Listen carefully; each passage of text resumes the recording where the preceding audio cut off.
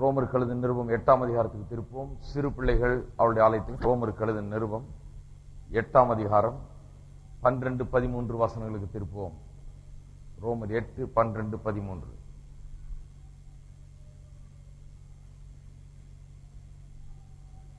ஆகையால் சகோதரரே, மாம்சத்தின்படி பிழைப்பதற்கு நாம் மாம்சத்துக்கு கடனாளிகள் அல்ல. மாம்சத்தின்படி பிழைத்தால் சாவீர்கள், ஆவியினாலே சரீரத்தின் செய்கைகளை அழித்தால் பிழைப்பீர்கள். புதிய ஏற்பாட்டிலே பரிசுத்தமாகுதலை குறித்த உபதேசம் என்ன சொல்லுகிறது என்பதை குறித்து நாம் இங்கே படித்து வருகிறோம். நடைமுறையிலே பரிசுத்தமாகுதல் எப்படி உண்டாகிறது என்பதை குறித்து பவுல் அப்போஸ்தலன் இந்த 2 வசனங்களிலே மிகவும் திட்டவட்டமாய் பேசுகிறார்.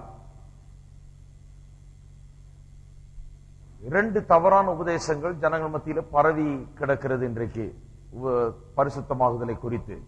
ஒன்று, பரிசுத்தமாகுதல் நடைமுறையில் நடக்க வேண்டும் என்றால் என்ன சொல்கிறார்கள்? கிறிஸ்தவ விசுவாசிக்கு ஒரு அனுபவம் தேவை.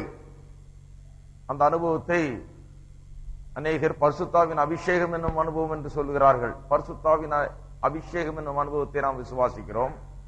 ஆனால் இவர்கள் சொல்லுகிறது போல பரிசுத்தாவின் அபிஷேகம் கிடைத்தவுடனே அதன் பிறகு பாவங்கள்லாம் சுட்டரிக்கப்பட்டு விடுகிறது, அதன் பிறகு பாவத்தோடு மனுஷனுக்கு எந்த விதமான போராட்டமும் கிடையாது என்கிறது போல அப்படி நாம் விசுவாசிப்பது கிடையாது. அப்படி வேதம் போதிக்கிறது கிடையாது. அவர்கள் என்ன சொல்லுகிறார்கள்? அந்த அனுபவம் கிடைத்தவுடனே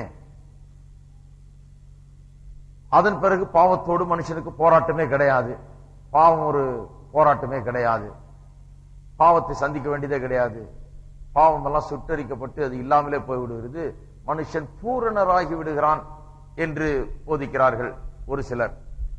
2வது தரப்பினர் அவர்கள் என்ன சொல்லுகிறார்கள்? பரிசுத்தமாகுதல் நடைமுறையிலே அன்றாட வாழ்க்கையில பரிசுத்தமாகுதலை அனுபவிக்க வேண்டும் என்றால் நாம் நம்மை தேவனிடத்திலே ஒப்புவிக்க வேண்டும், அர்ப்பணிக்க வேண்டும். நம்மால் ஒன்று முடியாது, நாம் நம்மிடத்தில் பலன் இல்லை, நம்மிடத்திலே அது முடியாது என்று சொல்லி நாம் அப்படியே we are hopeless, எங்களால ஒண்ணு முடியாதுன்னு சொல்லி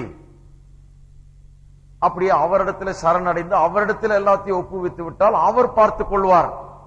அவர் ஒரு அற்புதத்தினாலே நம்ம விடுதலையாக்குவார். அவர் இன்றைக்கு ஒரு பாவத்திலிருந்து விடுதலையாக்குவார், நாளைக்கு இன்னொரு பாவத்திலிருந்து விடுதலையாக்குவார். இப்படி அப்பப்ப பாவம் ஒரு பிரச்சனையா இருக்கும்போது அந்த பாவத்திலிருந்து நாம் விடுதலையாக முடியும். நம்மால் அதை குறித்து ஒன்றும் செய்ய முடியாது. பாவம் ஒரு பிரச்சனையா இருக்கும்போது அதை பேசாம அவர்கிட்ட விட்டுற வேண்டியதுதான். அவர் பார்த்துக் கொள்வார், அவர் ஒரு அற்புதத்தை செய்வார், அவர் அற்புதமாய் விடுதலையாக்குவார் என்று இப்படி போதிக்கிறார்கள். இந்த 2 தவறான போதனைகளின் பின்னணியிலே தான் நாம் இந்த புதிய ஏற்பாட்டு உபதேசத்தை போதித்தோம். அந்த 2 தவறான போதனையை சொல்லிதான் 3வதாக சரியான போதனை என்ன என்பதை, புதிய ஏற்பாட்டில் போதிக்கப்படுகிற போதனை என்ன என்பதை காண்பித்தோம். சரியான போதனை என்ன? பாவத்தை மேற்கொண்டு வெற்றிகரமாய் இன்றைக்கு வாழ வேண்டும் என்றால் மனுஷன் ஒவ்வொரு நாளும் சரீரத்தில் உள்ள செய்கைகளை அழித்து அதன் பேரில் ஜெயத்தை பெற வேண்டும். அப்படித்தான் வேதவசனம் போதிக்கிறது. மாம்சத்தின்படி பிழைத்தால் சாவீர்கள், ஆவியினாலே சரீரத்தின் செய்கைகளை அழித்தால் பிழைப்பீர்கள் என்ற பவுல் போதிக்கிறார். சரீரத்தின் செய்கைகளை அழிக்கிறது, அது தினந்தோறும் நடைபெற வேண்டும், வாழ்நாள் முழுவதும் நடைபெற வேண்டும். ஒவ்வொரு நாளும் சரீரத்தின் கிரியைகளை அழித்து அழித்து அழித்து தான் நாம் ஜெயம் எடுக்கிறோம். இதைத்தான் போதிக்கிறோம். ஏதோ ஒரு அனுபவத்தை பெற்ற உடனே பூரணராய் விடுகிறோம் என்கிறது போதிக்கிறது அல்ல, அது தவறு. அல்லது என்னால ஒண்ணும் செய்ய முடியாது, பேசாம ஆண்டவர்கிட்ட அர்ப்பணிச்சுட்டா அவர் பார்த்துக்கிறாரு, அவர் ஏதோ ஒரு அற்புதம் செய்து எனக்கு விடுதலை தருவாரு அப்படி என்றால, நாம் ஒன்றை செய்ய வேண்டியது இருக்கிறது. அதுதான் புதிய ஏற்பாட்டின் போதனை என்பதை தெளிவாக எடுத்து கூறினோம். இந்த 2 தவறான போதனைகளின் பின்னணியிலே இந்த சரியான போதனை என்ன என்பதை போதித்தால் தான் நமக்கு இன்றைய சூழ்நிலையிலே அது எப்படி என்று விளங்குகிறது. ஆகையால் 2 தவறான போதனை என்ன என்று சொன்னோம், சரியான போதனை என்ன என்பதையும் போதித்தோம். தவறான போதனைகள் ஏதோ ஒரு அனுபவம் பெற்றா போதும், அதிலிருந்து பூரணராகி விடுகிறோம், அல்லது தேவனிடத்தில் எல்லாத்தையும் அர்ப்பணிச்சு விட்டா அவர் பார்த்துக்கிறார், நம்மால ஒண்ணும் முடியாது அப்படிங்கிற போதனை. வேதம் அப்படி போதிக்கவில்லை. பரிசுத்தமாகுதல் எப்படி உண்டாகிறதாம்? நாம் சரீரத்தின் கிரியைகளை அழிக்க வேண்டுமாம், நாம் ஒன்று செய்ய வேண்டும் என்று வேதவசனம் திட்டவட்டமாய் போதிக்கிறது. இந்த 2 வசனங்களில் மட்டுமல்ல அந்த போதனைகள். சிலர் நினைக்கிறாங்க ஏதோ ஒரு ஐசோலேட்டட் பேசேஜ், ஒரு 2 வசனத்தை எடுத்து வச்சுக்கிட்டு பரிசுத்தமாகுதலின் உபதேசத்தை போதிக்க முடியாது என்று. ஆகையால் தான் போன வாரத்தில் அநேக வசனங்கள் அப்போஸ்தலனாகிய பவுல் போதிக்கிற காரியங்களை மட்டுமல்ல, பேதுரு, யோவான், யாக்கோபு இப்படி பலரும் போதிக்கிற பல பகுதிகளை எடுத்து அதிலிருந்து இந்த 2 வசனங்களிலே போதிக்கப்படுகிற காரியங்கள் ஏதோ இங்க மட்டும் போதிக்கப்படுகிற காரியங்கள் அல்ல, பரவலாக புதிய ஏற்பாடு முழுவதும் பரிசுத்தமாகுதலை குறித்து இப்படித்தான் போதிக்கப்படுகிறது என்பதை பல வசனங்களின் மூலமாக நாம் போன வாரத்தில் காண்பித்தோம். இந்த வாரத்தில் இன்னும் கொஞ்சம் அதிகமாக நாம் அதை செய்வோம். இன்னும் பல ஆதாரங்கள் இன்னும் பல காரியங்களை நான் எடுத்து சொல்ல இருக்கிறேன். எதற்காக? அந்த 2 உபதேசங்களும் தவறு. இது பெரிய குழப்படி பாருங்க. அதுலதான் வளர்ந்தோம் நாங்கெல்லாம், இதெல்லாம் கேட்டுதான் வளர்ந்தோம். அதனாலதான் திருப்பி திருப்பி அதுக்கு போறேன் நான். அந்த 2 உபதேசங்களும் தவறு. புதிய ஏற்பாட்டின் உபதேசத்தை சரியா புரிந்து கொள்ள வேண்டும். மனுஷர்கள் போதித்து வைத்திருக்கிற இந்த தவறான காரியங்களை நாம் எடுத்துக்கொண்டால் வாழ்க்கையில பெரிய குழப்பம் தான் ஏற்படும். ஆகையால் தான் இன்றைக்கு போன வாரம் கொடுத்த ஆதாரங்களுக்கு அப்பாற்பட்ட இன்னும் சில வாதங்களையும் வேதத்தின் ஆதாரங்களையும் உங்கள் முன்பாக எடுத்து வைக்க விரும்புகிறேன். பரிசுத்தமாகுதலை குறித்து புதிய ஏற்பாடு என்ன போதிக்கிறது என்பதை குறித்து. முதலாவதாக, இவர்கள் சொல்லுகிற இந்த 2 போதனைகளும் தவறான போதனைகளும், அந்த 2 போதனைகள் இருக்குது, அந்த 2ம் உண்மை என்று வைத்துக் கொள்வோமானால், பவுல் அப்போஸ்தலனும் பேதுருவும் யோவானும் யாக்கோவும் இன்னும் மற்றவர்களும் அவர்கள் எழுதுகிற நிருபங்களிலே உபதேசத்தை சொல்லிவிட்டு அதன் பிறகு புத்திமதி சொல்ல வேண்டிய அவசியம் இருந்திருக்காது. உபதேசத்தை போதித்துவிட்டு இப்படி நடந்து கொள்ளுங்கள், இதை செய்யாதீர்கள், இப்படி செய்யுங்கள், இனி முதற்கொண்டு இப்படி நடவுங்கள் அப்படின்னு சொல்ல வேண்டிய அவசியமே ஏற்படாது. உபதேசத்தை போதித்து விட்டு 2ஆம் பகுதியில எல்லா நிருபங்களும் நான் சொன்னேன் இல்லையா, முதல் பகுதி உபதேசம், 2ஆம் பகுதி நடைமுறைக்கு ஏற்றவாறு அந்த உபதேசத்தை எப்படி நாம் பயிற்சிவிப்பது அல்லது எப்படி நடைமுறையில கொண்டு வருவது என்பதை குறித்து போதிக்கிறார்கள். முதல்ல டாக்டரின், 2வது பிராக்டிகல் பார்ட். இப்படிதான் எல்லா நிருபங்களும் வருது. இவர்கள் போதிக்கிற 2 உபதேசங்கள் உண்மையா இருக்குமானால் டாக்டரினை போதிச்சு விட்டு முதல் பகுதியில 2வது பகுதியில என்ன சொல்லிடணும்?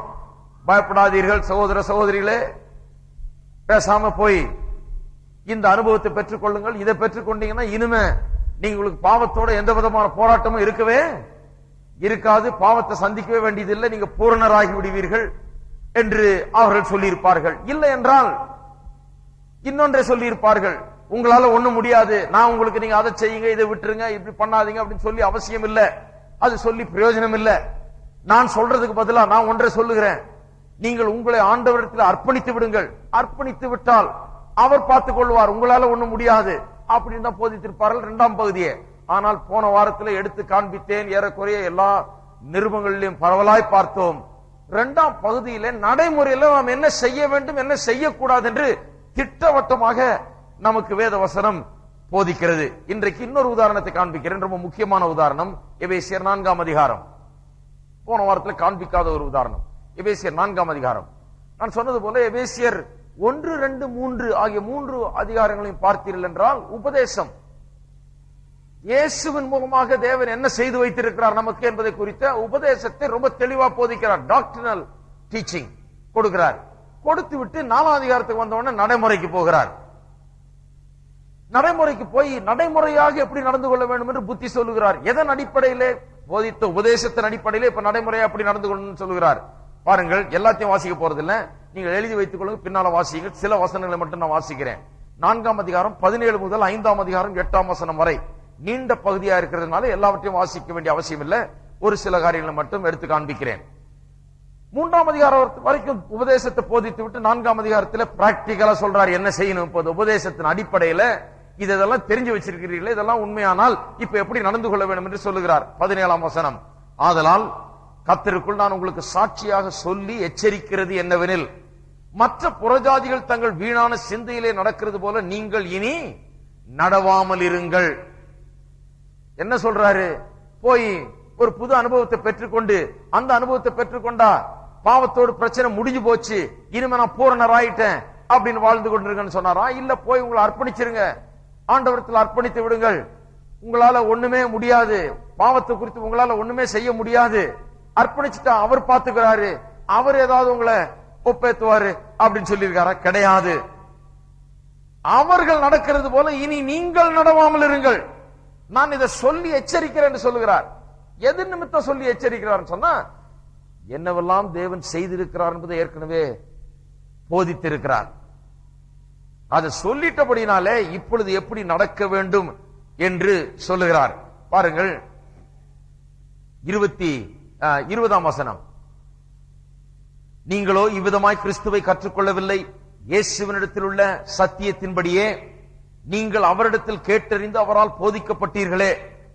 என்ன சொல்றாரு பாருங்க, போதிச்சேன் போன்றார். வசனத்தை போதித்திருக்கிறேன், அந்தபடி போதித்தபடி முந்தின நடக்கைக்குரிய மோசம் போக்கும் இச்சைகளாலே கெட்டு போகிற பழைய மனுஷனை நீங்கள் களைந்து போட்டு உங்கள் உள்ளத்திலே புதிதான ஆவியுள்ளவர்களாகி மெய்யான நீதியிலும் பரிசுத்தத்திலும் தேவனுடைய சாயலாக சிருஷ்டிக்கப்பட்ட புதிய மனுஷனை தரித்துக் கொள்ளுங்கள், தரித்துக் கொள்ளுங்கள் என்று சொல்கிறார். அதன் பிறகு பாருங்க 28ஆம் வசனம், திருடுகிறவன் இனி திருடாமல். என்ன சொல்றாரு? திருடுகிறவன் என்ன பண்ணணும்? திருட்ட நிறுத்துன்றாரு.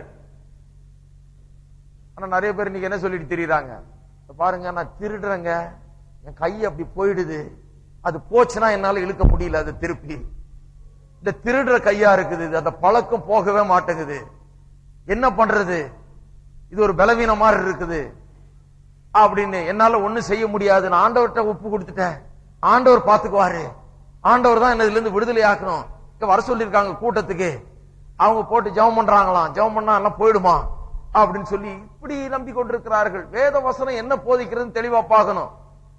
திருடுகிறவன் இனி திருடாமல் குறைச்சல் உள்ளவனுக்கு கொடுக்கத்தக்கதாக தனக்கு உண்டாயிருக்கும்படி தன் கைகளினால் நலமான வேலையை செய்து பிரயாசப்பட கடவன்.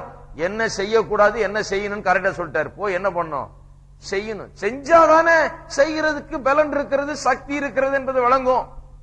ஐயோ என்னால முடியாதுங்க, அந்த திருடுற புத்தி வந்துருச்சுன்னா திருடிதான் ஆகணும் அப்படின்னு சொல்றவன் இல்ல கிறிஸ்தவன். கிறிஸ்தவன் ஒருவேளை முன்ன திருடிக்கிட்டு இருக்கலாம், இப்பொழுது விசுவாசியான பிறகு அவன் வித்தியாசமான ஒரு நிலையில இருக்கிறான். அவன் திருட்டை நிறுத்தி இப்ப என்ன பண்ணுகிறான், போய் தன்னுடைய கைகளினாலே பிரயாசப்படுகிறான், வேலை செய்கிறான், தொழில் செய்து சம்பாதிக்கிறான். அவன் கையிட்டு செய்கிற காரியம் ஆசீர்வதிக்கப்படுகிறது. அவன் சாப்பிடுறதுக்கு மட்டுமல்ல, மற்றவர்களுக்கு குறைச்சல் உள்ளவர்களுக்கு கொடுக்கத்தக்கவனாக அவன் மாறுகிறான். ஒரு பெரிய மாற்றம் அவனுக்குள்ள. எப்படி மாற்றம்? ஏதோ ஒரு அனுபவத்தை பெற்று அதன் மூலமா ஒரு மாற்றமா, அல்லது ஏதாவது ஒரு பெரிய அற்புதத்தை ஆண்டவர் செய்தார் அவனை திருடிலிருந்து விடுதலை ஆக்குறதுக்கு? அவனுக்கு ஆண்டவர் செய்த பெரிய அற்புதம் என்ன? பாவியா இருந்த அவனை தேவனுடைய பிள்ளையாக மாற்றி இருக்கிறார். அதுதான் பெரிய அற்புதம். அந்த அற்புதம் நிகழ்ந்த பிறகு, ரட்சிப்பு மனுஷனுக்கு வந்த பிறகு, இதுக்கப்புறம் ஒரு பெரிய விடுதலை போகிறதல்ல.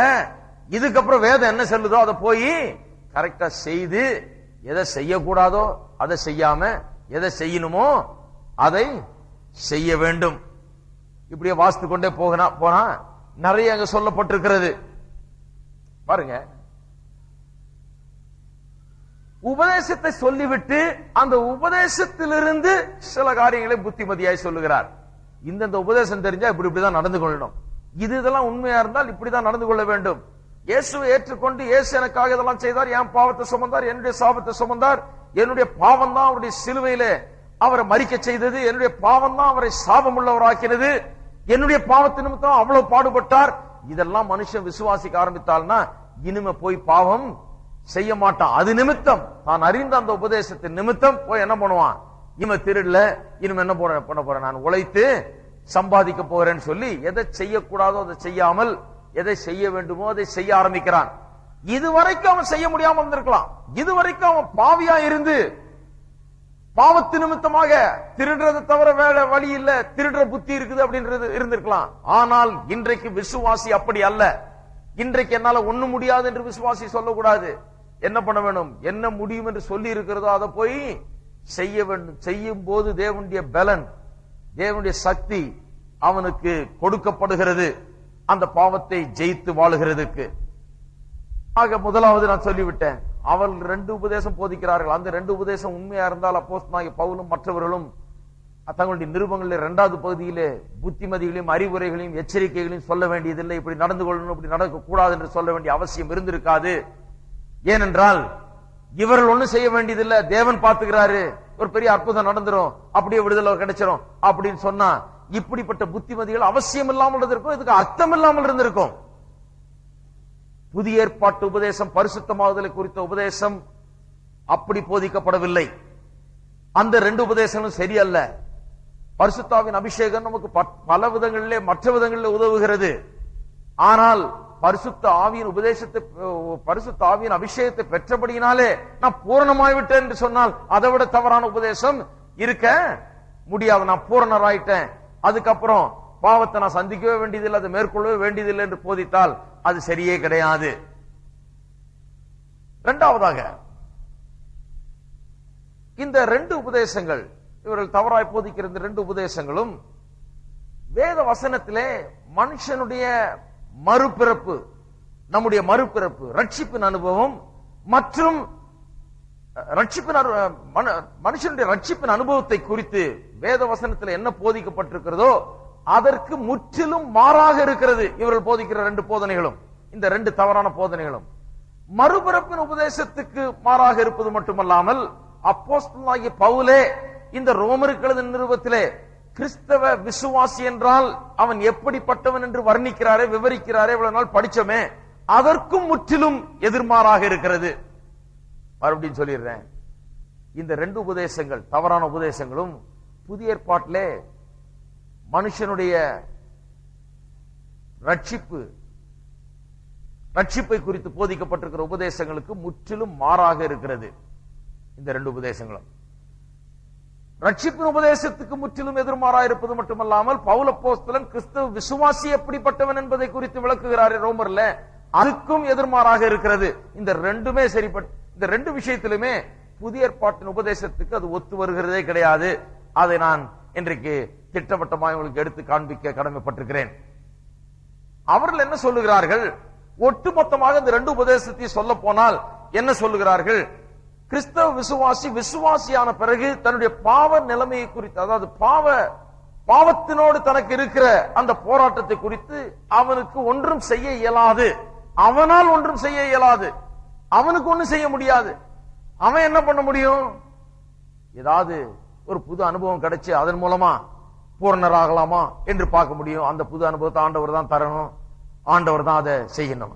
அது மட்டுமல்லாமல் அவன் தானாக ஒன்று செய்ய முடியாதனாலே தன்னை ஆண்டவரத்தில் அர்ப்பணிச்சு, ஆண்டவரை நீர் பார்த்துக் கொள்ள வேண்டும் என்று சொல்லிட்டு ஆண்டவர் ஒரு விடுதலை தருவாரா என்று பார்த்துக் கொள்ள வேண்டும். இதுதான் உங்களுடைய ஒட்டுமொத்த போதனை.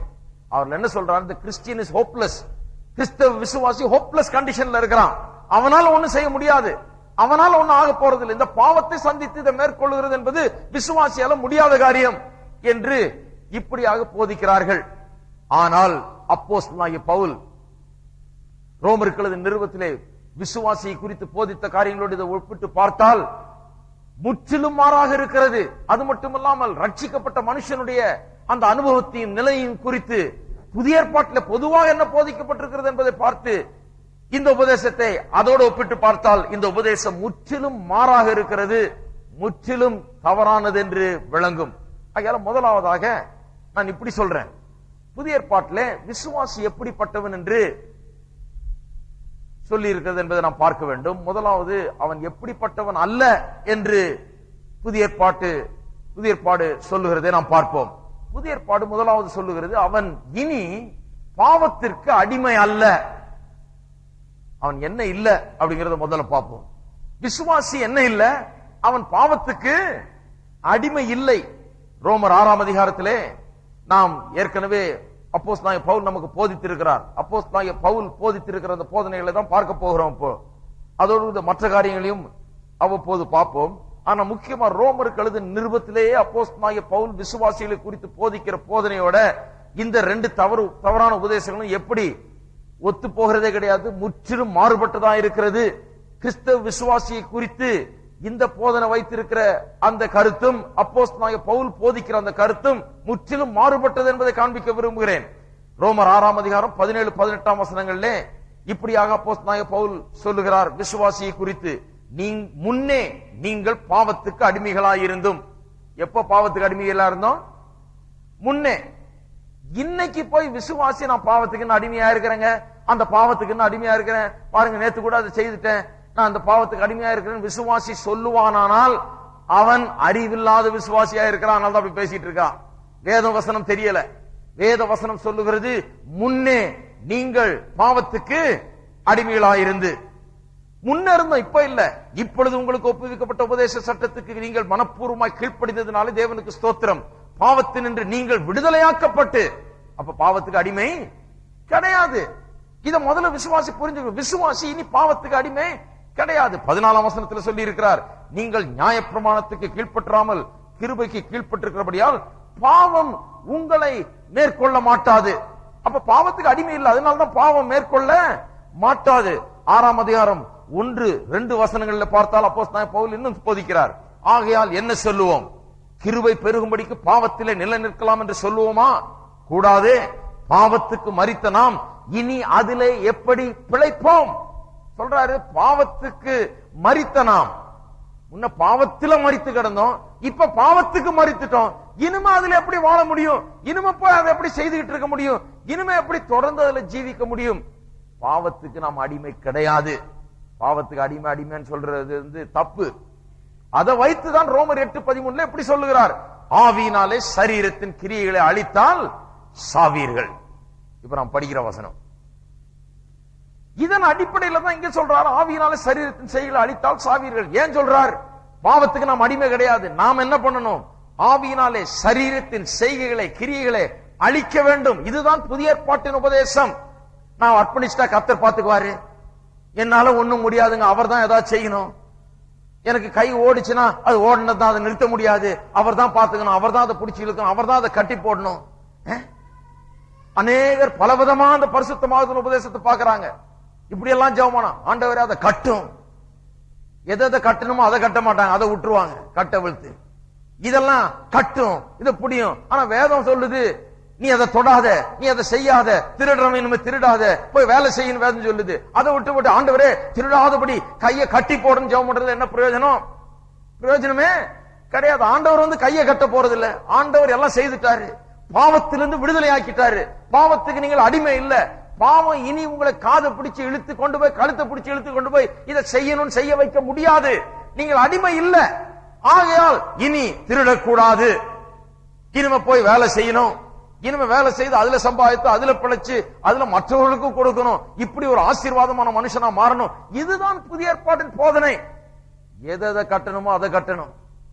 எல்லாம் பாருங்க தலைகளா புரிஞ்சுக்கிட்டு எதுக்கு எடுத்தாலும் எல்லாத்தையும் ஒரு பிசாசாகி எல்லாத்தையும் கட்டி கட்ட வேண்டியதெல்லாம் கட்ட விழுத்து. இதனாலதான் விசுவாசிகள் இன்றைக்கு இப்படி இருக்கிறாங்க. இதெல்லாம் கட்டிட்டு இருக்க கூடாது. இந்த கையை கட்ட வேண்டியதில்லை. இந்த கையை நம்ம நல்ல காரியம் செய்யறதுக்காக உபயோகப்படுத்த வேண்டும். இந்த காலை கட்ட வேண்டியதில்லை. உலகத்தில் அவருக்கு ஒரு கால் கட்டு போடு சரியாயிடுவாரு. இந்த காலை ஒண்ணு கட்ட வேண்டியதில்லை. இந்த கால் இனிமே என்ன பண்ணணும்? சுவிசேஷத்தை அறிவிக்கிற பாதங்களாக, எடுத்து செல்லுகிற பாதங்களாக மாற வேண்டும். இதுதான் புதிய ஏற்பாட்டில் பரிசுத்தமாகுதலை குறித்து போதிக்கிற உபதேசம். ஆக முதலாவது விசுவாசி என்ன இல்ல? அவன் பாவத்துக்கு அடிமை இல்ல. இரண்டாவது, அவன் இன்னும் மாம்சத்துக்கு உட்பட்டவனாய் இல்லை. மாம்சத்துக்கு உட்பட்டவன் அல்ல. ரோமர் 7ஆம் அதிகாரம் 5ஆம் வசனத்திலே இப்படியாக அப்போஸ்தலனாகிய பவுல் சொல்லுகிறார், நாம் மாம்சத்துக்கு உட்பட்டிருந்த காலத்தில், இன்னும் மாம்சத்துல தான் இருக்கிறோம், மாம்ச சரீரத்துல தான். ஆகையால் அதை பற்றி சொல்லல. மாம்சத்துக்கு உட்பட்டிருந்த காலத்தில் தான் இங்கே ரட்சிக்கப்படாத காலத்தை குறித்து சொல்லுகிறார். அதைத்தான் அப்படி சொல்லுகிறார். மாம்சத்துக்கு உட்பட்டிருந்த காலத்தில் என்னவா இருந்தோம்? நியாயப்பிரமாணத்தினாலே தோன்றிய பாவ இச்சைகள் மரணத்துக்கு ஏதுவான கனிகளை கொடுக்கத்தக்கதாக நம்முடைய அவயவங்களிலே பலன் செய்தது. இப்பொழுதோ நாம் பழமையான எழுத்தின்படி அல்ல, புதுமையான ஆவியின்படி ஊழியம் செய்யத்தக்கதாக நம்மை கட்டியிருந்த நியாயப்பிரமாணத்துக்கு நாம் மரித்தவர்களாகி அதனின்று விடுதலையாக்கப்பட்டிருக்கிறோம். முன்ன மாம்சத்துக்கு உட்பட்டிருந்தோம், இப்ப மாம்சத்துக்கு உட்பட்டவர்கள் அல்ல என்று அப்போஸ்தலனாகிய பவுல் சொல்லுகிறார். அதை வைத்துதான் 8ஆம் அதிகாரம் 9ஆம் வசனத்தில் சொல்லுகிறார், தேவனுடைய ஆவி உங்களில் வாசமாய் இருந்தால் நீங்கள் மாம்சத்துக்கு உட்பட்டவர்களாய் இராமல் ஆவிக்குட்பட்டவர்களாய் இருப்பீர்கள். ரட்சிக்கப்பட்ட ஒவ்வொருவருக்குள்ளும் தேவனுடைய ஆவியானவர் வாசம் பண்ணுகிறார். அவர் வாசம் பண்ணால் அப்ப மாம்சத்துக்கு உட்பட்டவர்கள் இல்ல, எதுக்கு உட்பட்டவர்கள்? ஆவிக்குட்பட்டவர்கள். இப்படிப்பட்ட ஒரு விசுவாசியை பார்த்து நாம் இவன் ஹோப்லெஸ், இவனால ஒண்ணு முடியாது, இவன் ஆண்டவரத்தில் அர்ப்பணிச்சுட்டா ஆண்டவர் பார்த்துக்குவார்னு சொல்லுகிறது தவறு. பாவத்துக்கு அடிமை இல்லாத விசுவாசி, மாம்சத்துக்கு உட்பட்டாத விசுவாசியை பார்த்து பாவம் அவனால ஒண்ணும் முடியாது, அவனால ஒண்ணும் ஆக போறது இல்ல, அவன் ஆண்டவரத்தில் அர்ப்பணிச்சுட்டா ஆண்டவர் பார்த்துக்குவார்னு சொல்லுகிறது தவறான உபதேசம். அவனால முடியும். அவன் பாவத்துக்கு அடிமை இல்ல, அவன் மாம்சத்துக்கு உட்பட்டவனும் கிடையாது. முடியும். ஆகையால் தான் அவன் சரீரத்தின் செய்கைகளை அழிக்க முடியும். அடுத்தது, அவன் நியாயப்பிரமாணத்துக்கு உட்பட்டவன் அல்ல. விசுவாசி நியாயப்பிரமாணத்துக்கு உட்பட்டவன் அல்ல என்பதையும் பவுல் அப்போஸ்தலன் போதிச்சிட்டார். பவுல் அப்போஸ்தலன் ஏற்கனவே இதெல்லாம் சொல்லிட்டார். 1 பாவத்துக்கு அடிமை இல்ல, 2 மாம்சத்துக்கு உட்பட்டவன் அல்ல, 3வது நியாயப்பிரமாணத்துக்கு உட்பட்டவனும் அவன் கிடையாது. ரோமர் 6ஆம் அதிகாரம் 14ஆம் வசனம், நீங்கள் நியாயப்பிரமாணத்துக்கு கீழ்ப்பற்றாமல்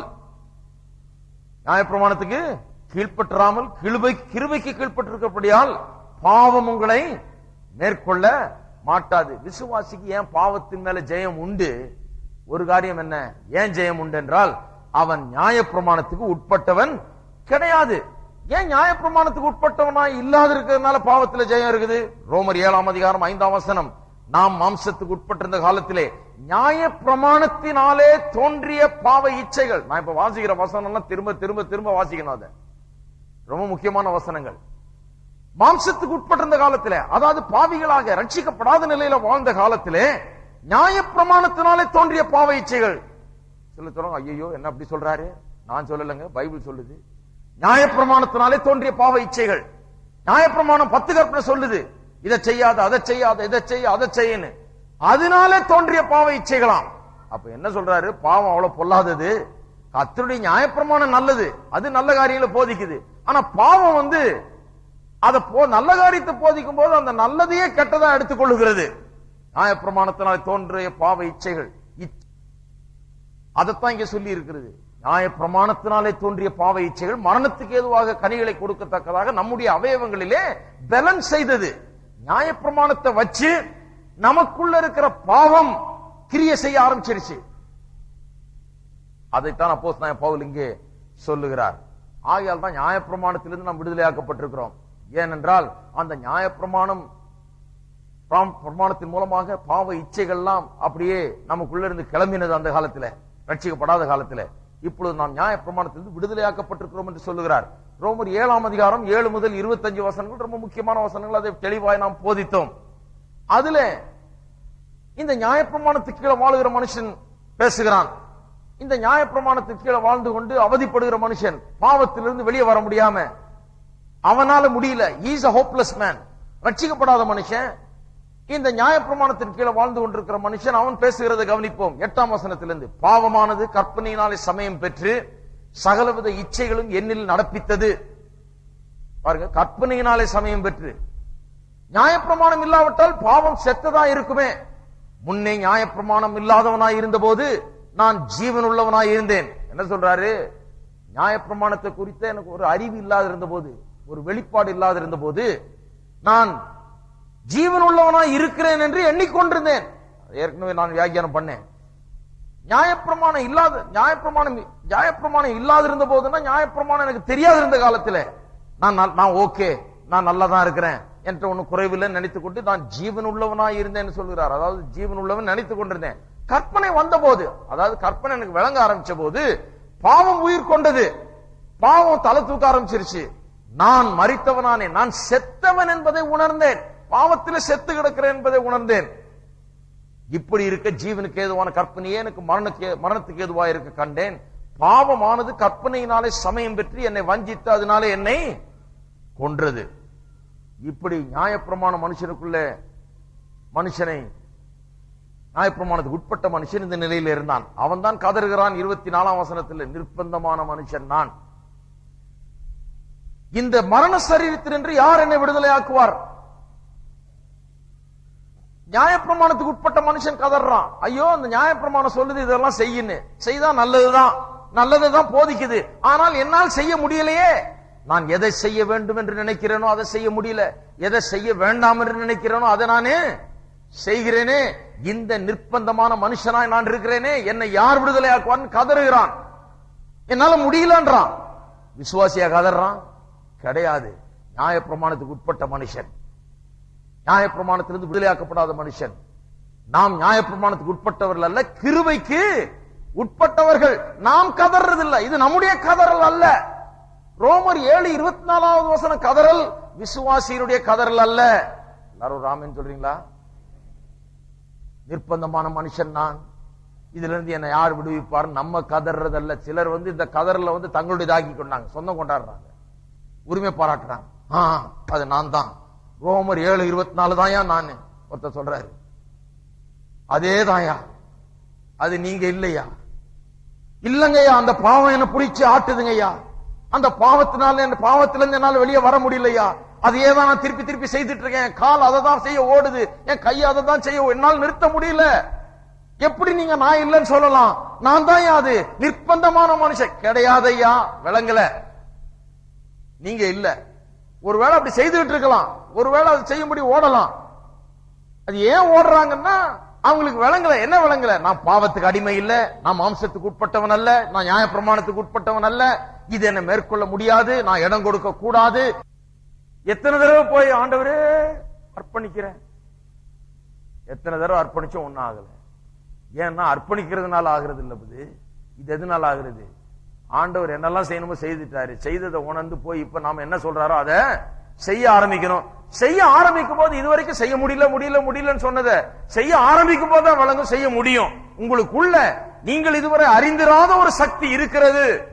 ஆவியானவர் உள்ளே வாசம் பண்ணுகிறார். நீங்கள் செய்யும்படியான விருப்பத்தையும் செய்கையையும் அவர் உங்களுக்கு உண்டாக்குறார். ஆகையால நிர்பந்தமான மனுஷன் கதறது நீங்கள் அல்ல. விசுவாசி என்ன என்ன நிலைமையில இல்லைன்றதை பார்த்துட்டோம். என்ன நிலைமையில இருக்கிறான் என்பதை பார்ப்போம். முதலாவது, அவன் கிறிஸ்துவுக்குள்ள இருக்கிறான். அப்போஸ்தலனாகிய பவுல் ஏற்கனவே போதிச்சிட்டார். விசுவாசி என்னவா இருக்கிறானா? கிறிஸ்துவுக்குள்ள இருக்கிறான். ரோமர் 5ஆம் அதிகாரத்துல திட்டவட்டமா போதிச்சிட்டார். அந்த 5ஆம் அதிகாரத்தின் மைய கருத்தே இதுதான். முன்ன நாம் ஆதாமுக்குள்ள இருந்தோம், இப்பொழுது நாம கிறிஸ்துவுக்குள்ள இருக்கிறோம். ஆதாமுக்குள்ள இருந்த போது ஆதாமுடைய சகல சாபமும், அவனுடைய பாவத்தின் மூலமா வீழ்ச்சியின் மூலமா வந்த மரணம், எல்லா சாபங்களும் நம்மை தொற்றி கொண்டது. அதையெல்லாம் சுதந்திரித்துக் கொண்டோம் ஆதாம் என்கிற நம்முடைய முற்பிதாவின் மூலமாக. அதுபோலவே கிறிஸ்துவுக்குள்ள நாம் வந்தபோது அவருடைய சகல ஆசீர்வாதங்களையும் அவருடைய சகல தன்மையும் நமக்குள்ள ஒட்டி கொண்டது. அதையெல்லாம் நாம் சுதந்திரித்து கொண்டோம். நாம் ஆதாமிலிருந்து எடுக்கப்பட்டு கிறிஸ்துவுக்குள்ளாக வைக்கப்பட்டிருக்கிறோம். செடி மரத்துல எப்படி ஒட்ட வைக்கப்படுகிறதோ அதுபோல அங்கிருந்து நம்ம எடுத்துக்கொண்டு வந்து கிறிஸ்துவாகிய இந்த செடிக்குள்ளே நம்மை தேவன் ஒட்ட வைத்திருக்கிறார். ஆகையால் தான் சொல்லுகிறேன், விசுவாசி ஹோப்லெஸ் சொல்றது தப்பு. பாவத்தை மேற்கொள்கிற விஷயத்துல அவனுக்கு பலன் இல்ல, அவனால அதை செய்ய முடியாது, விட்டுருங்க. ஆனா ஆண்டவரத்துல அர்ப்பணிச்சிருங்க, அதை கட்டுங்க, இதை எப்படி பண்ணுங்க, தப்பு. விசுவாசிக்கு ரொம்ப தேவை என்ன? ஆண்டவர் என்ன செய்திருக்காருன்னு அறிஞ்சுக்கணும். தான் என்ன செய்யணும்னு வேதம் சொல்லுறத கேட்கணும். அதன் பிறகு போய் செய்யணும். அப்பதான் அதனுடைய சக்தியை வழங்கும். அப்பதான் அந்த பாவத்தை ஜெயிக்கிற ஜெயத்தினுடைய அந்த தன்மை தனக்குள்ள இருக்கிறது என்பது அவனுக்கு விளங்கும். இதெல்லாம் அப்போஸ்தலனாகிய பவுல் ஏற்கனவே சொல்லிட்டார். அவன் பாவத்துக்கு அடிமை அல்ல, மாம்சத்துக்கு உட்பட்டவன் அல்ல, நியாயப்பிரமாணத்துக்கு உட்பட்டவன் அல்ல என்று சொன்னது மட்டுமல்லாமல் அவன் யாருன்னு சொல்லுறார். யார் இல்லைன்னு சொல்லிட்டு யார் என்றும் போதித்திருக்கிறார். ஏற்கனவே என்ன சொல்லுகிறார்? கிறிஸ்துவுக்குள்ளா இருக்கிறான் என்று. இரண்டாவது இன்னொன்னு சொல்லுகிறார், அவன் தேவனுக்கென்று பிழைத்திருக்கிறவன். ரோமர் 6ஆம் அதிகாரம் 11ஆம் வசனத்தில் திட்டவட்டமாய் சொல்லி இருக்கிறது. அப்படியே நீங்களும் உங்களை பாவத்துக்கு மரித்தவர்களாகவும் நம்முடைய கர்த்தராகிய இயேசு கிறிஸ்துவுக்குள் தேவனுக்கென்று பிழைத்திருக்கிறவர்களாகவும் எண்ணிக்கொள்ளுங்கள். பாவத்துக்கு மரித்தவர்கள், தேவனுக்கு பிழைத்திருக்கிறவர்கள். விசுவாசினா யாரு? தேவனுக்கு பிழைத்திருக்கிறவன். தேவனுக்கென்று பிழைத்திருக்கிறவன் என்ன அர்த்தம்? இப்பொழுது தேவனுடைய கிருபை அவனுக்குள்ளே கிரியை செய்து கொண்டிருக்கிறது. தேவனுடைய ஆவியானவர் அவனுக்குள்ளே இருந்து கிரியை செய்து கொண்டிருக்கிறார். தேவனுடைய கிரியை எல்லாம் அவனுக்குள்ளே நடைபெற்றுக் கொண்டிருக்கிறது. அவனுடைய உள்ளம் திறக்கப்பட்டு அவன் இப்பொழுது வேறொரு நிலையில வாழுகிறான். முன்ன ஒரு ஹோப்லெஸ் நிலையில வாழ்ந்தான். முன்ன பாவத்துக்கு அடிமையா இருந்தான். முன்ன கட்டுண்டவனாய் இருந்தான், இப்பொழுது அந்த கட்டிலிருந்து விடுதலை ஆக்கப்பட்டு அவனுக்குள்ள தேவனுடைய கிருபையின் வேலை நடந்து கொண்டிருக்கிறது. அப்படிப்பட்ட மனுஷன், அவனை பார்த்து இவன் ஹோப்லெஸ், இவன் அர்ப்பணிச்சன் ஆண்டவர்கிட்ட, இவனுக்கு ஏதாவது ஆண்டவர் தான் அற்புதம் செய்யணும், இந்த கட்டாவுக்கணும், அதை பண்ண, இதெல்லாம் தப்பு. அவன் அந்த நிலையில இல்ல. இப்ப எந்த நிலையில இருக்கிறான்? கட்ட அவிழ்க்கப்பட்ட நிலையில இருக்கிறான், அடிமைத்தனத்தின் நிலையில இல்ல. இப்போ கிறிஸ்துவுக்குள்ளாக இருக்கிறான். அவன் தேவனுக்கென்று பிழைத்திருக்கிறவனாக, தேவனுடைய கிருபையின் கிரியை அவனுக்குள்ளே நடந்து கொண்டிருக்கிறது. ஆகையால உள்ள ஆவியானவர் அவனுக்குள்ள கிரியை செய்து கொண்டு அவனை மாற்றிக் கொண்டிருக்கிறபடினால அவன் முன்னிருந்த நிலையில இல்ல. ஆகையால் தான் அப்படிப்பட்ட உபதேசங்கள் தவறு. அவன் ஏதோ ஒரு அனுபவத்தை பற்றா பூர்ணன் ஆயிடுவான், இல்ல இவனுக்கு ஒரு அந்த இதுல இருந்து பாவத்தின் அடிமைத்தனத்திலிருந்து விடுதலை வேணும், இப்படி எல்லாம் போதிக்கிறது தவறு. பாவத்தின் அடிமைத்தனத்தில் அவன் கிடையாது, அதைத்தான் போதிக்கணும். அதை போதிக்காதனாலதான் இன்னைக்கு ஜனங்க போயிட்டு நான் பாவத்தின் அடிமைத்தனத்தில் இருக்கிறேன், ஐயா முடியல, ஒண்ணும் முடியலங்க, அது வந்துருச்சுன்னா நான் செய்திடுறேன், இப்படி வந்துச்சுன்னா நான் அப்படி போயிடுறேன் அப்படின்னு சொல்லிட்டு திரிகிறார்கள் நிறைய விசுவாசிகள், விளங்காதனால. மூன்றாவது, அவன் கிருபைக்கு உட்பட்டவனாய் இருக்கிறான் என்று வேதவசனம் போதிக்கிறது. 6:14 ஏற்கனவே வாசித்தோம். நீங்கள் நியாயப்பிரமாணத்துக்கு கீழ்ப்பற்றாமல் கிருபைக்கு கீழ்ப்பட்டிருக்கிறபடியால் பாவம் உங்களை மேற்கொள்ளாது என்று பவுல் அப்போஸ்தலன் ஏற்கனவே போதித்திருக்கிறார். கிருபைக்கு உட்பட்டவன் அவன், அவன் கிருபையின் ஆளுகைக்கு உட்பட்டவன் என்று 5ஆம் அதிகாரம் 21ஆம் வசனத்தில் வாசிக்கிறோம். ரோமர் 5:21. ஆதலால் பாவம் மரணத்துக்கு ஏதுவாக ஆண்டு கொண்டது போல கிருபையானது நம்முடைய கர்த்தராகிய இயேசு கிறிஸ்துவின் மூலமாய் நீதியினாலே நித்திய ஜீவனுக்கு ஏதுவாக ஆண்டு கொண்டது. முன்ன பாவம் ஆண்டு கொண்டிருந்தது, இப்ப என்ன ஆண்டு கொண்டிருக்கிறது? கிருபை. கிருபையின் ஆளுகைக்குள்ளாக இருக்கிற மனுஷன் எவ்வளவு வித்தியாசமானவன் பாருங்க. அவனை போய் பாவத்துக்கு, இவன் பாவத்துல ஒண்ணும் செய்ய முடியாது, இவனால ஒண்ணும் முடியாது, இவன் ஹோப்லெஸ், ஆண்டவர் தான் அதை செய்யணும்னு சொல்றது தவறு. கிருபையின் ஆளுகைக்குள்ளாக அவன் இருக்கிறான், அவனால முடியும். அவனை செய்ய சொல்லி வேதம் போதிக்கிறது. நான்காவது, விசுவாசிக்குள்ளாக ஜீவன், புதிய ஜீவன் இருக்கிறது என்று அப்போஸ்தலனாகிய பவுல் ஏற்கனவே போதித்திருக்கிறார். விசுவாசியை குறித்து வர்ணனை அவர் கொடுத்து கொண்டு வருகிறது. நாம் ஏற்கனவே அதை பார்த்தோம் 8ஆம் அதிகாரத்தில். விசுவாசி புதிய ஜீவனை உடையவனாய் அவன் இருக்கிறான் என்பதை நாம் பார்த்தோம். 6ஆம் வசனத்தில், 8ஆம் அதிகாரம் 6ஆம் வசனத்தில், ஆவியின் சிந்தையோ ஜீவனும் சமாதானமாம். இவன் ஆவியின் சிந்தையை உடையவன், அவன் ஜீவனையும் சமாதானத்தையும் பெற்றிருக்கிறான் என்று பார்த்தோம். மற்ற இடங்களில் பேதுரு சொல்லுகிறார், நாம் திவ்ய சுவாபத்துக்கு பங்கு கொண்டவர்கள் என்று 2 பேதுரு 1:4 பேதுரு சொல்லுகிறார். 1 யோவான் 3:9 யோவான் சொல்லுகிறார், தேவனால் பிறந்தவனும் பாவம் செய்ய மாட்டான், ஏனென்றால் அந்த வித்து அவனுக்குள்ள இருக்கிறது. எந்த வித்து? இந்த புதிய ஜீவனின் வித்து அவனுக்குள்ள இருக்கிறது. எபேசியர் 4ஆம் அதிகாரம் 16ஆம் வசனத்திலே நாம் வாசிக்கிறோம். எபேசியர் 4:16 நமக்கு மறுபடியும் போதிக்கிறது. அவராலே சரீரம் முழுவதும் அதற்கு உதவியாயிருக்கிற சகல கணுக்களினாலும் இசைவாய் கட்டி இணைக்கப்பட்டு ஒவ்வொரு அவயவமும் தன் தன் அளவுக்கு தக்கதாய் கிரியை செய்கிறபடியே அது அன்பினாலே தனக்கு பக்தி விருத்தி உண்டாகிறதுக்கு ஏதுவாக சரீர வளர்ச்சியை உண்டாக்குகிறது. அப்ப விசுவாசி கிறிஸ்துவின் சரீரம் என்ற முறையிலே வர்ணிக்கப்படுகிறான். அவன் கிறிஸ்துவின் சரீரமா இருக்கிறபடினாலே அவனுக்குள்ளே அந்த ஜீவன், தலையிலிருந்து சரீரத்துக்கு எப்படி ஜீவன் போகிறதோ அதுபோல கிறிஸ்துவாகிய தலையிலிருந்து சரீரமாகிய விசுவாசிகளுக்கு கிறிஸ்துவின் ஜீவன் கிடைக்கிறது.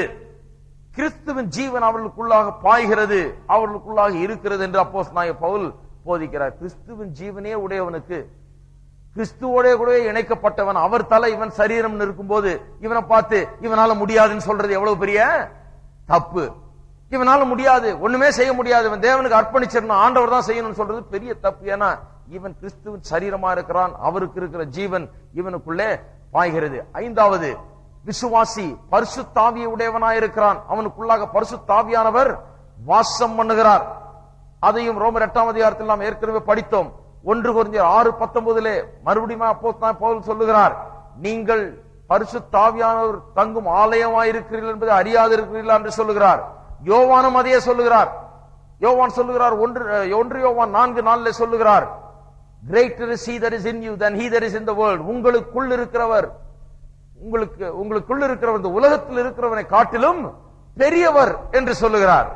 இப்படி பரிசுத்த ஆவியானவர் உள்ள இருக்கிறாராம் விசுவாசிக்குள்ள. அவனை பார்த்து இவனால ஒண்ணு முடியாது அப்படின்னு சொன்னா, அப்புறம் பரிசுத்த ஆவியானவர் வந்து அவனுக்குள்ள இருந்து இவனையே ஆலயமாக்கி வைத்திருக்கிறதுல என்ன அர்த்தம் இருக்கிறது? இவனால ஒண்ணு முடியாதுன்னா என்ன வித்தியாசம் அப்புறம் விசுவாசிக்கும் அவிசுவாசிக்கும்? ஆகையால் தான் பாருங்க, விசுவாசியால ஒன்றும் முடியாது என்று சொல்லுகிறதே தவறு. இன்றைக்கு ஏன் விசுவாசிகள் அப்படி இருக்கிறாங்கன்னா, சரியான போதனைகள் அவர்கள் கிடைக்காம அப்படி இருக்கிறாங்க. போதனைகளுக்கு முக்கியத்துவம் தருகிறது இல்லை. ஆகையால் தான் இந்த நெல்லில் இன்றைக்கு விசுவாசிகள் இருக்கிறார்கள். காலாகாலமா அப்படி இருக்கிறாங்க. இந்த கட்டை அவுக்கணும்னு அங்க போய் நான் ஜெபம் பண்ணிட்டு வர்றேன், இந்த கட்டை அவுக்கணும்னு 10 நாளா ஜெபம் பண்ணிட்டு இருக்கிறேன். நீ இன்னும் 10 நாள் ஜெபம் பண்ணாலும் ஒன்னும் ஆகாது. இந்த கட்டு அவுக்கிற கட்டு அல்ல, இதை பற்றி ஒண்ணு செய்யணும். இது ஒண்ணு கட்டு கிடையாது, இது கட்டு அவிழ்க்க பட்டு விட்டது என்பதை போதிக்கப்பட வேண்டும். இந்த போதனைக்கு முக்கியத்துவம் கொடுக்காததுனாலதான் இன்றைக்கு பாருங்க நிலை அப்படி இருக்கிறது. எனக்கு ஞாபகம் இருக்குது, அந்த காலத்துல கன்வென்ஷன் வச்சாங்கன்னா ஒரு ஐயா ஒருத்தர் வருவார், ரொம்ப நல்லா போதிப்பார், வயசானவர். பாருங்க, எனக்கு அப்பவே எனக்கு ரொம்ப அவர் போதிக்கிறதுக்கும் மற்றவங்க போதிக்கிறதுக்கும் பெரிய வித்தியாசம் எனக்கு தெரிஞ்சது. அவர் வந்து போதிச்சாருன்னா அவ்வளவு அருமையா சத்தியங்கள் எடுத்து சொல்லுவார். நான் அப்ப சின்ன பையன், அப்பவே எனக்கு வழங்கும் இது, இவர்கிட்ட ஏதோ விஷயம் இருக்குன்னு தெரிஞ்சது எனக்கு. ரொம்ப அருமையான சில காரியங்களை போதிப்பார். ஆனா அவரை யாருமே வராத கூட்டம் காலையில 7 மணிக்கு பைபிள் ஸ்டடின்னு வச்சிருப்பாங்க, அதுல விட்டுருவாங்க அவரை. பாவம், 10 பேர் உட்கார்ந்து இருக்க கூட்டத்துல கன்வென்ஷன்ல அவரு காலையில் எந்திரிச்சு பைபிள அருமையா போதிப்பார். அதுல நான் போயிருக்கிறேன், ரொம்ப ரொம்ப ரொம்ப நல்லா இருக்கும். எனக்கு அப்பவே தெரியுது இவர்களுக்கு விஷயம் இருக்குது, இதுதான் விஷயம் அப்படின்னு. அவ்வளவு அழகா சொல்லுவார். பாவம், அவருக்கு 7 மணிக்கு தான். அவருக்கு சாயங்காலம் யார் பேசுறா? பெரிய மந்திரவாதி பேசுறார். இவர் எப்படி மைய எடுத்தாரு, இவர் எங்க கல்லறைக்குள்ள பூந்து என்ன பண்ணாரு, இவர் என்ன சாதிச்சாரு, இவர் எங்க போயிட்டு வந்தாரு, வானத்துல ஏறினாரு, பாதாளத்துல இறங்கினாரு, இதெல்லாம் சொல்றதுக்கு ஒரு பெரிய மந்திரவாதி வருவார் சாயந்தரம். அவர் பேசுவார். அதுக்கு பாத்தீங்கன்னா 3000 பேர் கூடியிருப்பாங்க. வசனத்தை போதிக்கிறது பாத்தீங்கன்னா அது என்ன சும்மா பைபிள் ஸ்டடி கொடுப்பாரு. காலையில லேசா ஒரு பைபிள் ஸ்டடி, காலையில எந்திரிச்சோன்னு ஒரு பைபிள் ஸ்டடி கொடுக்கட்டும் அப்படின்னு ஒரு வசனத்தை குறித்த ஒரு அறிவில்லாத காலத்திலே வாழ்ந்து வந்தோம். வசனத்தை குறித்த முக்கியத்துவம் கொடுக்காத காலம். வசனத்துல ஒண்ணும் இல்ல, ஆனா மந்திரவாதி வந்தா அவருடைய மாயாஜால வித்தைகள் எல்லாம் சொல்லுவாரு, அவருடைய சாதனைகள் எல்லாம் பேசுவாரு. இந்த கதைகள் எல்லாம் கேட்க ஆட்கள் ஏராளமா கூடும். பாருங்க, ஜனங்களுக்கு எது சினிமா காட்டுற மாதிரி ஜனங்களுக்கு எது பிடிக்குதோ அதை செய்வோம் சாயங்காலம். அப்பதான் கூட்டத்தை கூட்ட முடியும். அந்த ஆளுக்கு ஒண்ணும் தெரியாது. அவர் மந்திரவாதியா இருந்தாருன்னா அந்த மந்திரவாதத்தனத்தையே தான் பேசிட்டு இருப்பாரு. அவர் என்ன பண்ணாரு, இது பண்ண பைபிளை பற்றி ஒண்ணும் தெரியாது அவருக்கு. ரட்சிப்பை பற்றியும் ஒண்ணும் தெரியாது, பரிசுத்தாவியானவர் பற்றி ஒண்ணும் தெரியாது, பரிசுத்த மாதத்துல பற்றியும் ஒண்ணும் தெரியாது, உபதேசம் தெரியாது. இவர் நான் அதை பண்ண நாக்கும் இதை பண்ண நாக்கும் சொல்ல சொல்ல ஜனங்க ஆன்னு வாயை பொழந்து அதை 2 மணி நேரமும் உட்கார்ந்து கேட்டுட்டு போயிட்டு கடைசியில் அதிகரிக்குது. இந்த மாயாஜாலம் மந்திரம் இதெல்லாம் ரொம்ப விசுவாசம் ரொம்ப அதிகமாயிடும். அப்புறம் யாராவது வந்து உனக்கு கூட யாரோ இப்படி பண்ணிருக்காங்கன்னு சொன்னா, ஐயோ நான் போய் அவர்கிட்ட ஒரு ஜெபம் பண்ணிட்டு வந்துடுறேன், எனக்கு கூட யாரோ பண்ணிட்டாங்களாம் அப்படி. இப்படிதான் போகுது பாருங்க சபை. நான் தெரிஞ்சதுனால தான் சொல்றேன், ஜாக்கிரதையா இருக்க வேண்டும். வசனத்துக்கு தான் முக்கியத்துவம் கொடுக்க வேண்டும். வசனம் தான் முக்கியம். பாருங்க, ஆவியானவர் உள்ள இருக்கிறார், அவனை போய் முடியாது, இவனால ஒண்ணும் முடியாது, ஆண்டவர் தான் இவனுக்கு எல்லாம் செய்யணும்னு சொல்றது தவறு. ஆவியானவர் உள்ள இருக்கிறபடினாலே அவனுக்கு விருப்பத்தையும் செய்கையும் தருகிறார். உள்ள இருக்கிறபடினால இவன் செய்ய ஆரம்பிச்சான்னா அவனுக்கு உள்ள இருக்கிற சக்தி கிளம்பி வர்றது அவன் காண்பான். அவன் பாவத்தை வெறுத்து, அக்கிரமத்தை வெறுத்து, தீமையான செயல்களை செய்யாமல் தன்னுடைய கைகளை அதற்கு விலக்கி, தன்னுடைய பாதங்களை அதற்கு விலக்கி நடக்க ஆரம்பித்தால் அது நடக்க முடியும் என்கிறதை அவன் காண்பான். முடியும். இல்லங்க நான் குடிச்சேதான் பழக்கங்க, திடீர்னு எப்படி விடுறதுங்க? செய்து பாருங்க, அதுலதான் விடுதலை இருக்குது. செய்து என்ன வேதம் சொல்லுதோ அதை செய்தால் உள்ள இருக்கிற சக்தி என்ன என்பது தெரியும். அதை செய்யாம ஏதோ அங்க போனா கட்டை அவிழ்த்துறாங்க, இங்க போனா இது விடுதலை ஆயிடுது, இங்க வந்தா அப்படி ஆகுதுன்னா அது அப்படி கிடையாது. இருக்கிறீர்களா? இருந்தா ஒரு ஆமேன்னு சொல்லுங்க. ஆகியால் தான் எபேசியர் 2ஆம் அதிகாரத்துல ரட்சிப்பை குறித்து போதிக்கிறார் பாருங்க. எப்படி பாவத்துல செத்து கிடணும் அதெல்லாம் சொல்லிட்டு எப்படி தேவன் நம்ம ரட்சிக்கிறார்னு 9ஆம் வசனம் வரைக்கும் சொல்றாரு. சொல்லிட்டு அதெல்லாம் வந்து நம்முடைய கிரியை இல்ல, அதெல்லாம் யாருடைய கிரியை? ரட்சிப்பு வந்து தேவன் செய்கிற ஒன்று. அதெல்லாம் சொல்லிட்டு எபேசியர் 2ஆம் அதிகாரம் 10ஆம் வசனத்துக்கு வந்தோன்னு என்ன சொல்றாரு?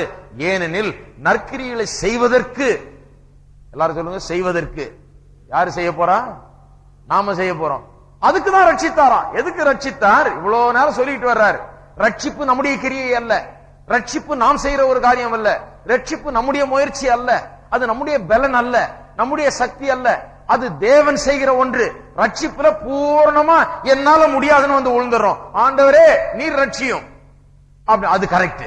ரட்சிப்பை குறித்து அது சரி. ஆனால் பரிசுத்தமாகுதல் குறித்து அது சரி அல்ல. It is true about justification but not about sanctification. 9 வசனம் வரைக்கும் ரட்சிப்பை குறித்து சொல்லுகிறார். 10 வசனத்துல சொல்றார் பாருங்க, ஏனெனில் நற்கிரிகளை செய்கிறதுக்கு நாம் கிறிஸ்து இயேசுவுக்குள் சிருஷ்டிக்கப்பட்டு தேவனுடைய செய்கையாயிருக்கிறோம். எல்லாம் அவர் செய்தார். அவைகளில் நாம் நடக்கும்படி, பாருங்க ரட்சிப்பெல்லாம் அவருடைய செயல், நாம் ஒண்ணுமே செய்யவும் முடியாது. அவைகளில் நாம் நடக்கும்படி அவர் முன்னதாக அவைகளை ஆயத்தம் பண்ணி இருக்கிறார்.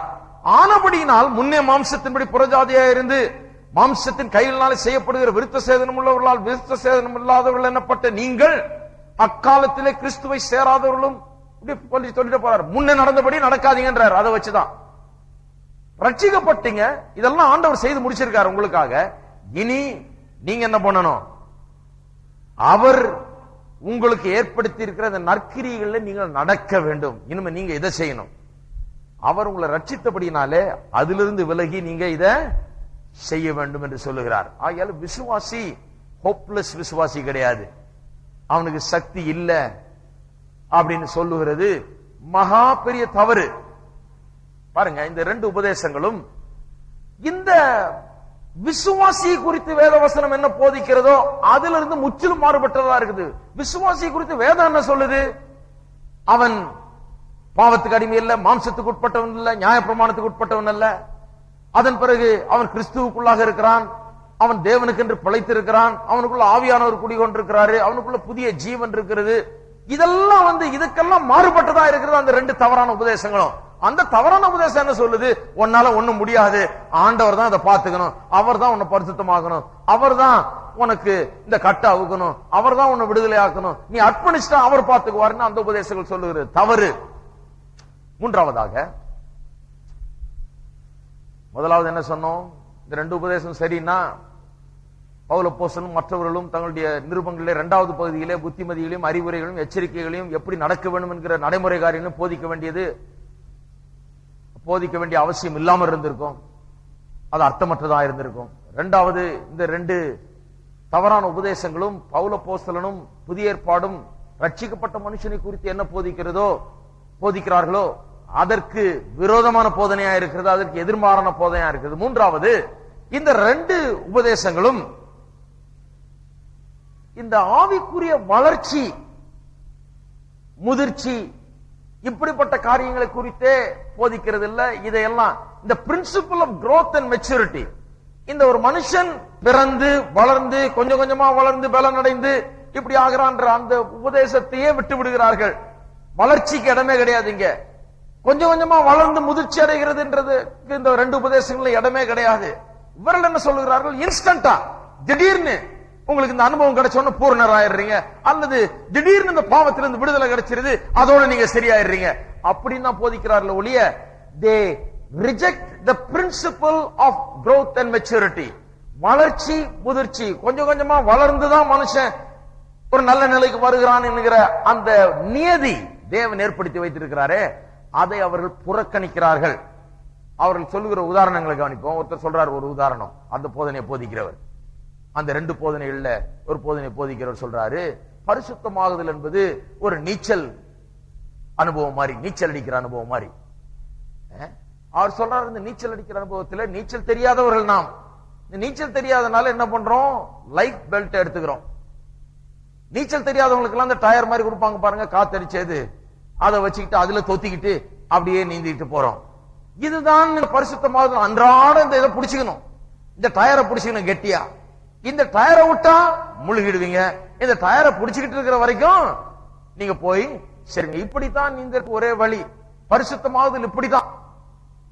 எப்போது நீங்க அர்ப்பணிச்சுட்டு, எப்போது என்னால முடியாது ஆண்டவரே நீர் பார்த்துக்கணும் சொல்லிட்டே இருக்கும்போது இந்த டயரை பிடிச்சிட்டா மாதிரி, இந்த லைஃப் பெல்ட்டை பிடிச்சிக்கிட்டா மாதிரி, இந்த நீந்துகிறதுக்கு உங்களை மிதக்க வைக்கிறதுக்கு உதவுகிற அந்த லைஃப் பெல்ட்டின் உதவியால நீங்க மிதந்து கொண்டிருக்கிறீர்கள். அதுக்கு என்ன பண்ணணுமா, எப்படி பிடிக்கணுமா அந்த லைஃப் பெல்ட்டை? ஆண்டவரே என்னால முடியாது, நான் அர்ப்பணிச்சிடுறேன், என்னால ஒண்ணு முடியல, என்கிட்ட சக்தியே இல்ல, போச்சு, நான் உண்மையா தான் நம்பி இருக்கிறேன் ஆண்டவரே, ஆண்டவரே நீர் என்ன காப்பாத்த, நீர் என்ன அக்கறைக்கு கொண்டு போய் சேரணும், இப்படியே பிடிச்சிக்கிட்டே போகணுமா? நல்லா தெரிஞ்ச ஆளு கூட விளங்குது. முதல்ல அப்படிதான் ஆரம்பிக்கிறோம், அப்புறம் கொஞ்சம் நாள் பொறுத்து 10 வருஷம் பொறுத்தும் போய் லைஃப் பெல்ட்டியா பிடிச்சிட்டு இருக்கோம். ஹலோ, ஸ்விம்மிங் தெரியாத ஆளுங்க அதை பண்ணிட்டு இருக்காங்க. ஆனா கொஞ்ச நேரம் பொறுத்து என்ன கத்துக்கிறோம், நீச்சல் அடிக்கிறதுக்கு எப்படி அடிக்கணும்னு கத்து தர்றாங்க. 2 தடவை உளுந்து எந்திரிச்சு கொஞ்சம் தண்ணியை குடிச்சு எல்லாம் ஆன பிறகு அப்புறம் தானா நீந்த ஆரம்பிக்கிறோம். எப்படி நீந்தணும்ன்றது கற்றுக்கொள்ளுகிறோம். ஆனா அவங்க சொல்றாங்க எப்பவும் வாழ்நாள் முழுக்க இப்படிதான் இருக்கணும், அந்த லைஃப் பெல்ட்டை பிடிச்சிட்டே தான் போக வேண்டும் என்று சொல்லுகிறார்கள். இது இந்த எப்போதும் ஆண்டவரிடத்தில் அர்ப்பணிச்சிடணும், அர்ப்பணிச்சுட்டு அவர் பார்த்துக்குவார்னு சொல்லி போதிக்கிறவர்கள். இந்த இன்னொரு போதனை இருக்குது, அதாவது பரிசுத்தாவின் அபிஷேகம் போல ஒரு அனுபவத்தை பெற்றுட்டா அதிலிருந்து பூரணராயிடுறோம் நாம் அப்படின்னு சொல்லுகிறவர்கள். அவர்கள் என்ன சொல்றாங்க, மெச்சூரிட்டி ஆகுது, growth ஆகுது, அதெல்லாம் ஒண்ணுமே இல்லை, வளர்றதெல்லாம் தேவையில்லை, இன்ஸ்டன்டா ஆவியானவர் வந்துட்டா பாவம் எல்லாம் சுட்டரிக்கப்பட்டு நான் அப்படியே பூரணராயிரம், இனிமே எனக்கு பாவத்துக்கு எனக்கும் எந்த விதமான பிரச்சனை கிடையாது, பாவத்துக்கு என்ன இடத்துல இடமே கிடையாது, அது என்ன ஒண்ணும் செய்ய முடியாதுங்கிற நிலையில அவர்கள் அப்படி சொல்லுகிறார்கள். இந்த உதாரணங்கள் எல்லாம் வச்சு இப்படி போதிக்கிறதுனாலதான் போதிக்கிறது தவறு. வேதத்தின்படி உள்ள உதாரணங்களை பார்ப்போம். வேதம் என்ன உதாரணம் சொல்லுது? வேதத்தில் சொல்லப்பட்ட உதாரணத்தை பார்த்தால் யோவான் 15ஆம் அதிகாரத்தில் சொல்லுகிறது, நானே செடி, நீங்கள் கொடிகள். அப்ப செடியும் கொடிக்கு என்ன ரிலேஷன்ஷிப்போ அந்த ரிலேஷன்ஷிப் தான் நமக்கும் தேவனுக்கும்.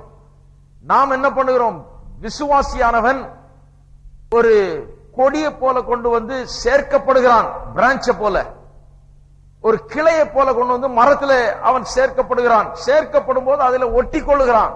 அதுல ஒட்டி கொள்ளுகிறது மூலமாக மரத்தில் இருக்கிற ஜீவன், வேர்ல இருந்து கிளம்புகிற ஜீவன் கிளம்பி இந்த செடிக்குள்ள பாய்கிறது, செடிக்குள்ள பாய்ஞ்சு அதிலிருந்து கிளைக்குள்ள பாய்கிறது. இப்படித்தான் விசுவாசி குறித்து வேதவசனம் வர்ணிக்கிறது ஒழிய லைஃப் பெறுகிறவன் என்று வர்ணிக்கவில்லை. வேதவசனம் சொல்லுகிறது, இவன் கிறிஸ்துவோடு இணைக்கப்பட்டிருக்கிறான், அவருடைய ஜீவன் இருக்குது, அவருடையவனுக்குள்ள இருக்கிறது, புதிய ஜீவன் அவன் பெற்றிருக்கிறான், ஆவியானவர் உள்ள இருக்கிறாரு, அந்த ஜீவன், அந்த பலன், அந்த சக்தி இவனுக்குள்ள பாய்ந்து கொண்டிருக்கிறது. அவன் தான் விசுவாசி, அதிலே அவன் வாழ்ந்து கொண்டிருக்கிறான். அவன் எப்படி வாழுகிறான்? அவனுக்குள்ள இருக்கிற ஜீவன் மூலமா வாழ்றான். அந்த வேர்ல இருந்து ஜீவன் கிளம்பி செடி உள்ள வந்து, செடியிலிருந்து கொடிக்குள்ள வந்து, அப்புறம் கொடியில் என்ன பண்ணுது, பழங்கள் காய்க்கிறது, கனி கொடுக்க ஆரம்பிக்கிறான். கனி எங்க இருந்து வந்தது?